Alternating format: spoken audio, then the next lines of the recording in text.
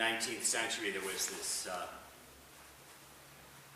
very common practice about many of the British genteel establishment to go forth and to explore Africa. And so people who were born to royalty even, or at least to who were blue bloods, packed up all their things and went off to Africa to explore. It was the great age of exploration.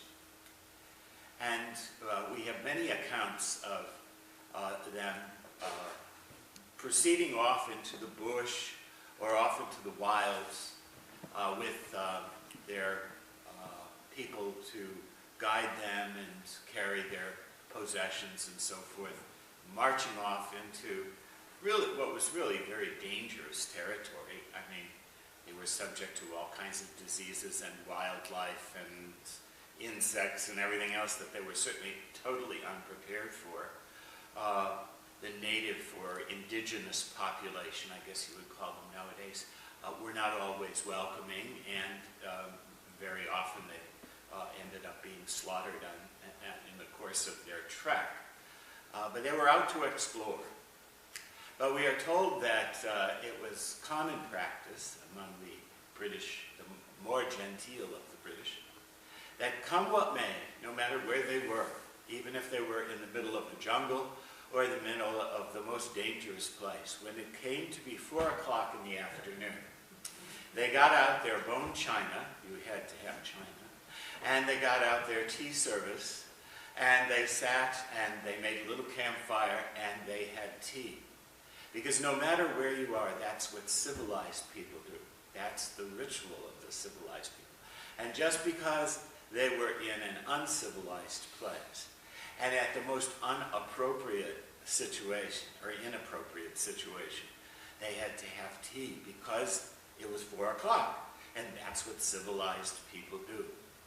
And you really stop and you say to yourself, yes, there are people like that, aren't they? They really believe that if you follow all of the laws and the customs, that everything is perfect. And that people who are right-minded do the right thing at the right moment, no matter what the circumstances are and what the other conditions are. And Paul is speaking to a kind of people who are like that. A group of Christians who are originally Jews, who were intent upon imposing all of the old Jewish laws upon the converts from paganism. You must follow all the Jewish practices. And Paul is saying, no, you are not made righteous by following all of these laws. There's nothing wrong with following them, but that's not where it's at. It's not following the law in the end that wins. It is following the call of the Spirit in doing in faith, as Paul says right here, he says it very beautifully, acting in faith and doing the work of love. And that's what associates us with the ongoing work of Christ in our own times. It's not following all these little laws and procedures. You can imagine what it was like to those people. It would be like competing in a Monopoly game and getting to the end and saying, now, let's all count up our money and see who the winner is. And having the person who's kind of the official at the game say, well, you count up your money and we'll count that. But more importantly, we'll look at how much money you gave to Community Chest as you were going around the board, and how much you helped people out with a loan when they needed it, and that sort of thing. And you'd say, hey, wait a minute, that's not the rules of the game. You know, that's not what we're supposed to be doing. You go around until you get to Park Place and all of those things, and you buy and you put on hotels. That's the thing that's supposed to be the measure of success, right? And that's exactly what Paul is challenging.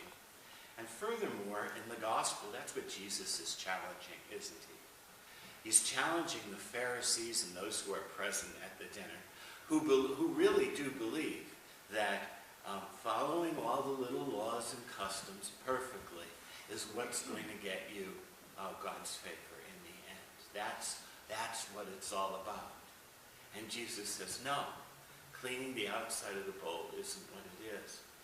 It's giving alms, which in this particular case is you're responding to the needs of the poor and the needy around you in the works of love, guided by the Spirit. That is the thing that gains eternal life and gains redemption. Many people couldn't believe that. They just shook their head and they said it can't be that way. And I think that there are still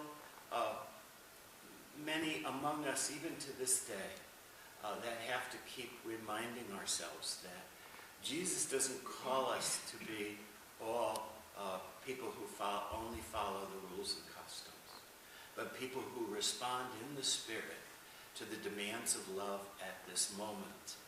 The Spirit that guides the church often in unpredictable ways that are not covered in the rules of the laws and the customs. Let us pray today that we may be people, certainly not people who ignore the laws and customs, but people who are first of all dedicated to the guidance of the Spirit in our own lives as we seek to imitate Christ in our love of others.